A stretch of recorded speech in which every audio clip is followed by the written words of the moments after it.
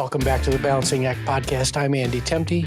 On the Balancing Act, we talk to business leaders and industry experts to explore the balancing acts we play in our professional lives and learn about the events that put rocket boosters behind their career success. Today, we have Justin Jones-Fosu joining us. Justin is the CEO of Work Meaningful. He's a sought-after keynote business speaker. He's the author of several books, The Inclusive Mindset, Your Why Matters Now, and his latest work is I Respectfully Disagree, How to Have Difficult Conversations in a Divided World. So we're going to be talking a lot about challenging conversations today. Welcome to the show, Justin. I am so grateful, Andy, and I even put on my rocket boosters for this conversation. Nice. Well, before we get into it, I ask all my guests this question. Please give us the elevator pitch version of your story. Yeah, so I like long walks on the beach, and I'm joking. But part of my story, it really centers around my mom. My mom's a single mom, two rambunctious little boys. We grew up in Grand Rapids, Michigan, right here. And we did not have a lot of money. We're unhoused for a moment. And we're on welfare. So I know all the government cheese strategies and spam and all those things. But my mom still made sure that we experienced the beauty of difference. So we went to Oktoberfest and Polish festivals and Hispanic Heritage Month events and First Peoples powwows. And we would go the same way that most people go. They didn't have money. We would volunteer. And I remember that we even brought it into our home. So we had exchange students from France and Japan and Germany and from Brazil. And what my mom was teaching us was that there's power in difference. And we would even go, Andy, to events that we disagreed with. And I'd be sitting there like, Mom, why are we even here? We don't even agree with this. But what she was doing is she was planting these seeds that even in a place of disagreement, that there is still humanity on the other side. Yeah. And that helped me to really lean into the work that I do today. And so now I challenge myself as a husband and a father of 4.5 kids. Yes, a 50-pound Labradoodle counts as a kid. To be able to expose my kids and my family to that same level of disagreement. And now I'm able to do that speaking 50 to 60 times a year across the world on the concepts improving and enhancing employee experience through meaningful engagement and inclusion. That's fantastic. Yeah, once we dehumanize individual or a population, really, really bad things start to happen. We're going to talk about that a lot later, I'm sure. Justin, if you had to pick one event in your life that just put rocket boosters behind your career, what would that be? Forgiving my dad. My dad was not in my life growing up, and initially, I would see him once every other weekend and 1 weekend a month. And then there's sometimes 2 or 3 years, Andy, where I didn't talk or see or hear from my dad. And when I was younger, I was okay with it. You know, I was just like, I wanted to go skating and, skate with all the young ladies. And I remember as I got older, and at that time I started living in Mississippi, there's such a beautiful love of family in Mississippi, which is one of the things I appreciate about my time there. But I started feeling a sense of loss. And I remember I'd pull over to the side of the road and just start weeping uncontrollably. And it's because I felt like I didn't get something. Now, what I'm not saying is that people who grew up with both of their parents lived a perfect life, because I've heard those stories too. Right. But for me, I felt like I lost something. And so in 2019, I was going to go confront my dad, Will Smith style. Not the Chris Rock version with the slap, but like the Fresh Prince of Bel-Air, right? Where his dad came back into his life and he was really excited and all these kind of things. And then he ended up falling in Uncle Phil's arms. Like, why didn't you love me? Right. And one of the things that happened is that because I have a great therapist, which I'd love to talk about later, and a great Leadership Charlotte cohort, they challenged me from, instead of going to confront my dad, to going and hearing his story. And what somebody later said to me, a participant in one of our sessions, she said, Justin, they helped you turn a confrontation into a conversation.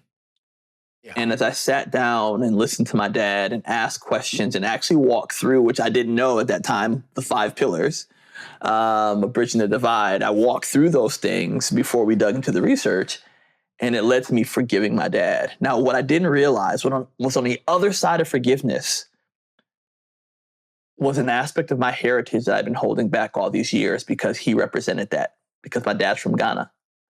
And I fully embraced that. And so it reflects in the clothing I wear, the foundation we started. We're building a school in Ghana. I take people now to Ghana once a year. I have employees or team members who are in Ghana. And none of those things would have happened had it not been for respectful disagreement. Wow. So inspiring. So let's now shift gears to your work and the business Work Meaningful. Yeah. What's its why? What sets Work Meaningful apart from the sea of other leadership consulting businesses? Yeah, so our why, and it's probably the three parts. Our mission is one, and Work Meaningful, we are a learning and development company dedicated to enhancing the employee experience through meaningful engagement and inclusion for all. And so it's really those combination of things to do good work in a meaningful way. We're not just teaching tools. We're teaching the why of the tools that people are able to bring meaning. Number two is that aspect of bringing meaning. And so some of our sessions, one of our presentations work to a different beat, bring people on stage, and I use the djembe drum, which is a powerful, tool in the Ghanaian culture. And what we tell people, I was like, drum like you're at the best party of your life, or for someone you passionately love, or if impending danger was coming. And inevitably, Andy, the drum beats change. And what the purpose of is that the drum never changes. And that's the same way that we're able to show up in our lives, our work, in our communities. It's the meaning we put into it rather than trying to find it. That is the unique difference. And so we take what we call an inside-out approach to our work. That it's not just about the tools you do, it's why you do the tools as a way of lifelong learning. And last but not least is that this is not just for the workplace. Our work spans, we want to encourage people to do these things at home, to do these things in their community, to be better parents, to be better siblings, to be better community members. And so that's one of the ways that our work differs. And then the bonus, the big bonus, Andy, is that 5% of everything that we bring in, from our book sales to our online academy, to our speaking and training, the 5% of that goes towards educational initiatives in Ghana and United States. And so right now, while we've done clean water projects and building projects, right now we're finishing, we're about $12,000 away from finishing a new middle school in Ghana in my dad's home village, which again, would have never have happened without respectful disagreement. Yeah. So what I love how you bring people up on stage with the drum and you ask them to do that. I'm a musician in my other persona, and an acquaintance of mine out of Chicago, he runs a business called Audira Labs, and he also uses the power of music in his learning and development practice. So kudos for that. I'm sure it just creates this environment where people get in touch with parts of themselves that they'd really never felt before, and that's the power of music. Is that it's this whole kind of mind-body experience. So that sounds really cool. Thank you, man. Yeah, it's one of those things that while it's a brief moment in the presentation, people get it. They're like, I get it. and they I'm sure they remember it. They remember you for that for a long time. So Justin, the focus of today is challenging conversations. Most humans are wired to avoid conflict. So engaging in challenging conversations is one of the most difficult things that an individual can do. Why are challenging conversations so dreaded? So would you allow me to give some gray to your initial statement? And if so, it's that humans aren't wired to avoid conflict. We're conditioned to avoid conflict. Okay. Because we deal with conflict when we come up, but we start seeing how adults engage in conflict and all these things. And so one of the things that we do in a session today, or we actually talk about in the book, is chapter 3 is called A Picture of Our Past. And we started asking the question because it's not just good enough to give people tools and say, here's how you can deal with conflict and here's how you can. how did you see conflict modeled for you growing up? Mm. Did you see it in a way that they took it behind closed doors, so you never got to see positive examples of how to handle it?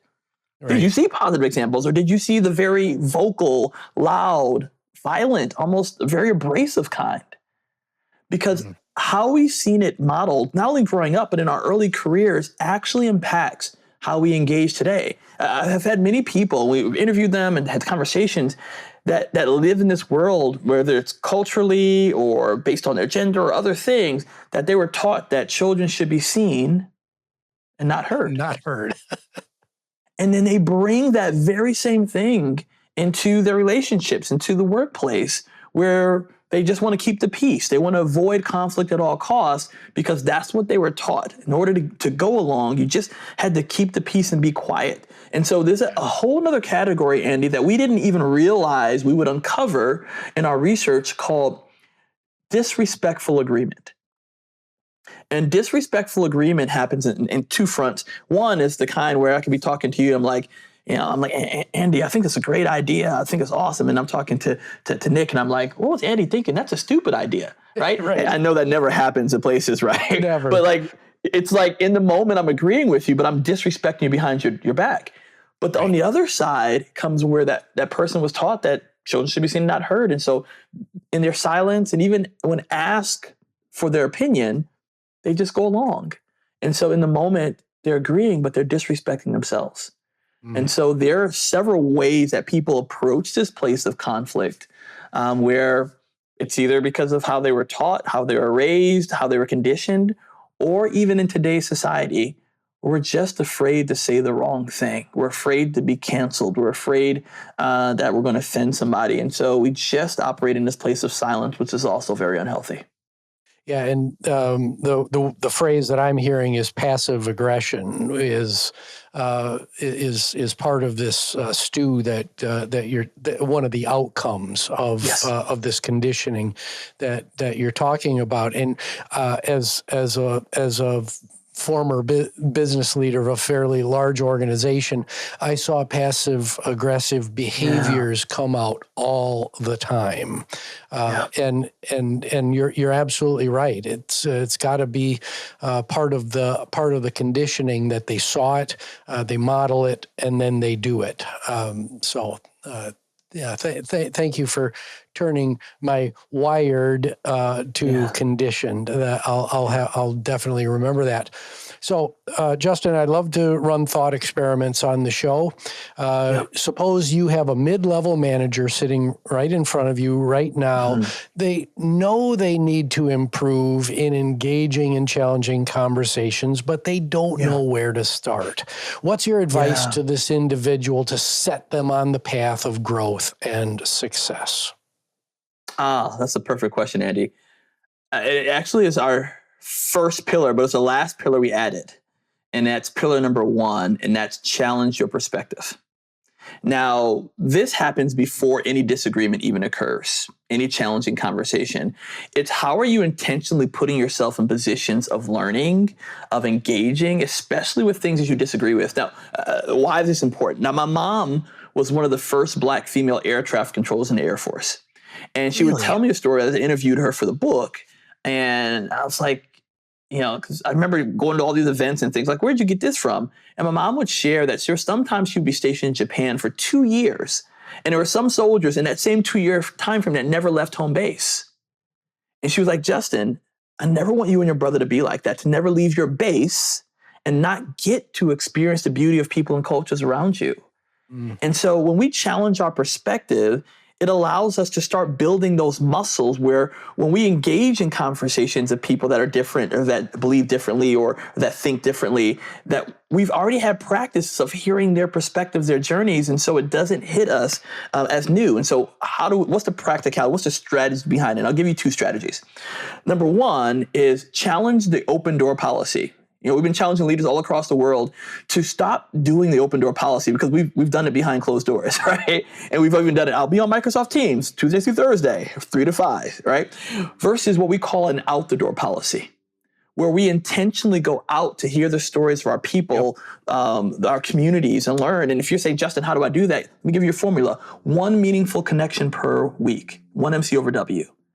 What if you build into your calendar 15 to 20 minutes to hear perspectives, the journeys, go and engage and hear what brought you to our company? Tell me what brought you to our city? What brought you into this industry? And if that's too much, flip the W upside down and make it one meaningful connection per month. Or maybe it's a 1 hour lunch meeting, but you have to intentionally schedule that, or else you'll continue to stay at home base and never leave. Strategy number 2, Circles of Grace Challenge. For every 6 to 12 months, I go to events, experiences, or I engage with people in either which I don't know a lot about and or I disagree with. And I go asking 2 questions. What did I learn about this event, experiences, and the people? And what did I learn about myself as I experienced them? So those are 2 practical strategies that are more, not say preventative, but are helpful in conditioning us to hear perspectives that are different and ones that we might even vehemently disagree with. Yeah. So I'm hearing start with self, and that's advice that is great advice for all sorts of things, but for challenging conversations, start here first. And the continuous improvement leader in me is hearing, go to the Gemba, get out of your office, go to where the work happens, turn your phone off, listen to the people that are actually doing the work, and, quiet your mind and open your ears. So would you agree? Absolutely. I mean, you almost given my pillars, right? Which is pillar number 2, be the student, right? So now that you've challenged your perspective, like, how do you position yourself as a student to listen and learn, right? Rather than to lecture.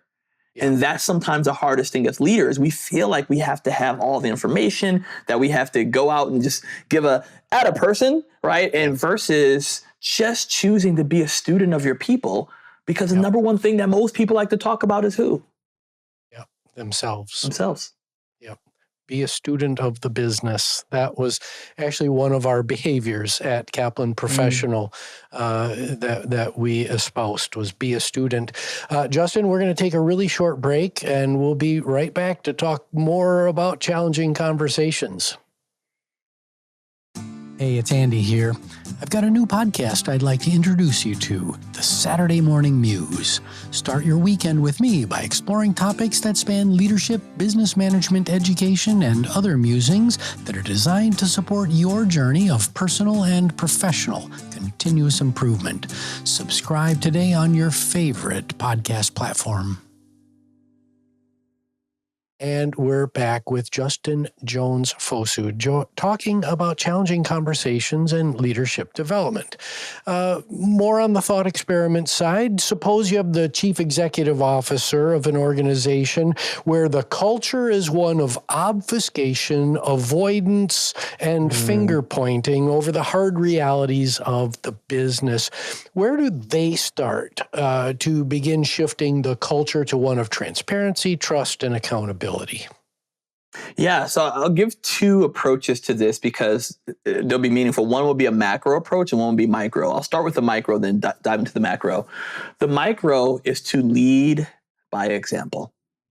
One of the things that we often tell leaders, whether senior leadership or managers, is the simple tool of asking for people to disagree with you. You would not know the amount of people that don't feel comfortable, that don't feel that they can share something that's divergent of what a leader, especially a senior leader or a CEO, would share. And so simply asking, and that's one of the things I do to my team, whether here or in Ghana, is I tell them, I want you to disagree with me because disagreement actually helps us to reach better conclusions, better outcomes, better results. All right, it's one of the things during my MBA, I had a professor that had us read a book called Dialogue, The Art of Thinking Together by William Isaacs. And it was a powerful book because it was not about, me convincing you of A and you trying to convince me of B. It's how do we create C together? Yeah. And I think far too often we as leaders don't ask for the C. We want people to say, validate our A or to validate the B, right? Rather creating what we call seeking the gray of that space. So number one thing from a micro perspective is to ask for people to disagree with you, to then reward them for disagreeing with you, because they may like, what workshop did you go to? Right? And what I mean by reward is not monetarily. I mean, oh, you know what? Thank you, Andy, for that. That actually leads me to a better thought, because people are paying attention.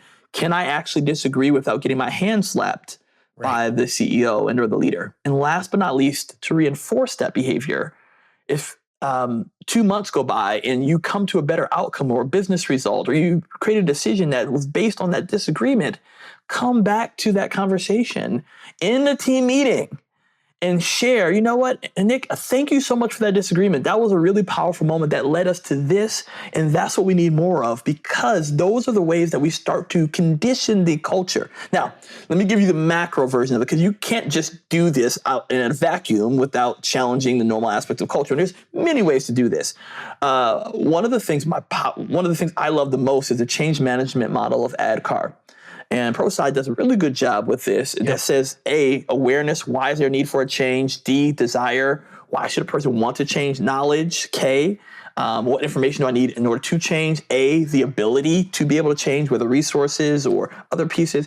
And last but not least is that piece that we often forget, is a reinforcement of the change. And so micro, ask for disagreement. And macro, think through a change management model that can help you to start reinforcing that change in ways that work through the organization. Yeah.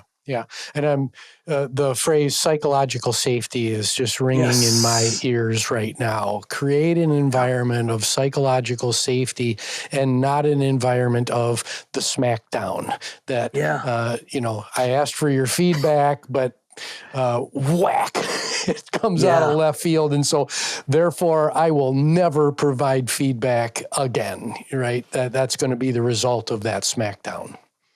Yeah. And we see this in organizations all across the world. And some organizations that we've worked with, they started off with what we call toxic positivity, because the leader almost created this space of everything has to be good, everything has to be positive. And so people internalize that. And as I had my focus groups and met one-on-ones, they were like, actually, I don't agree with that, but I go along because I know this person controls my promotion.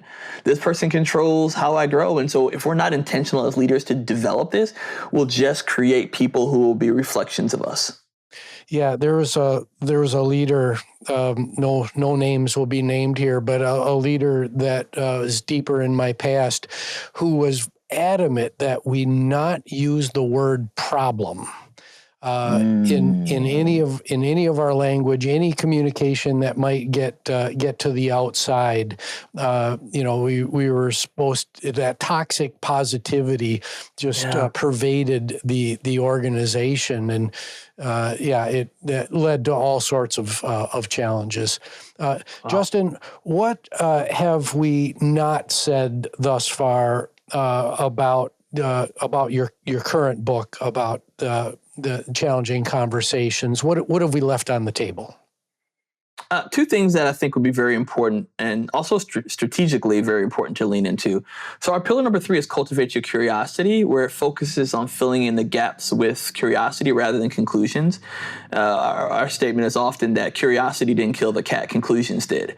And one of the things that's important is, let me ask you a quick question. We're going to do a quick role play. I don't know if somebody's done this to you. I want you to answer without thinking about it and to respond in kind. So I want you to ask this. What is the right side of the road to drive on? Go. Right. Yeah, absolutely. But what if you're in Australia? Left. Right. And so, right, in that moment, I was doing a podcast with people from Australia, and they were like, left. And I was like, why? And they were like, because that's the safest word. And I was like, but what if you're in America, right? And so our context matters. Yeah. And so in cultivating our curiosity, we often fill in the gaps because our brains are wired to do that. It needs to make snap judgments and decisions in order to operate with efficiency.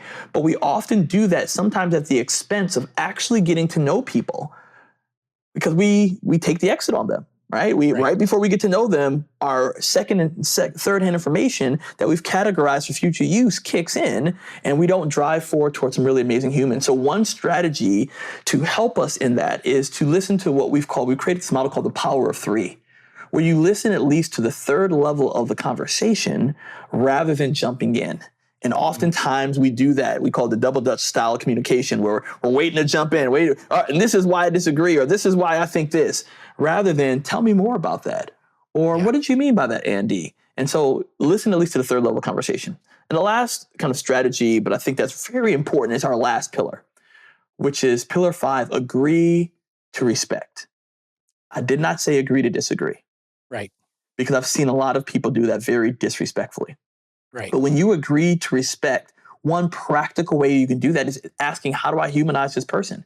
And so I'll give you a tool. Shan Zhao, a Stanford professor, came up with this concept called thank you because. And thank you because is simply, do it in a couple ways. Hey, Andy, thank you because I've never heard it shared that way. Or, wow, thank you because this was a hard conversation for us to have and I appreciate you leaning in. Or simply, thank you because you mentioned 3 things and number 2 really stood out. I want to dive in and do some deeper research. Now, Andy, not once did I say I agreed with you. Yep. But we can leave every conversation with a person feeling fully acknowledged. Yeah. But we often don't do that because we've conflated full acknowledgement with full agreement.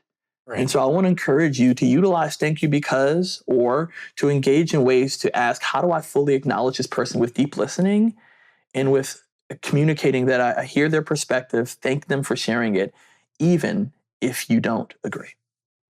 So how do we then, so I'm hearing active listening and being present and in my language, the kind of the half halt, kind of checking yourself before you think before you speak, all those things.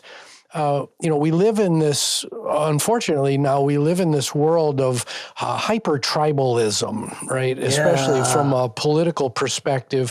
How do you engage in that kind of work? And because you got to push your tribe away sometimes, because opening your ears and actively listening is going to go against the desires and the dictums of your tribe. How do you reconcile all of that? Yeah, that's one of the reasons why I challenge your perspective is the first thing. It's the first pillar. Mm-hmm. It's that you're choosing to engage. You're choosing to learn. Has anyone ever got anything wrong about you, right? Has anybody ever said that you were out of line or you were off or you, or whether you're right or wrong? And so when that's been done to us, why would we do the very same thing that we didn't like done to us to other people? So one, it's that reality. Number 2 is that there's ways to engage in this aspect, because our statement is that we can vehemently disagree with someone's ideology and still passionately pursue their humanity. Yeah. And one of the things in doing that is realizing that everyone is worthy of value, dignity, and respect. Yep. And if we choose to humanize people, it's our choice, right? That's why I love Man's Search for Meaning. Viktor Frankl, The Power of Choice, powerful, powerful book. But it's always our choice. And so I leave this with this here, is that sometimes, just sometimes, our simple goal is to be a seed planter. That's it, right? I can't control anybody. I tried to control my kids. It did not work. And so I realized that I can only control myself. And so sometimes we're seed planters. I'm going to tell you the story behind that. So not only did I see that in some of the research we did, but let me tell you about a guy named Daryl Davis, a Black blues musician who befriended Ku Klux Klan members. Right? Not that got out, but we're still in. He would go to Klan rallies, Andy. And based on his friendship and his choosing to respect others, over 200 Klan members turned in their robes because of their friendship with Daryl Davis. He was a seed planter. Did everybody do it? No.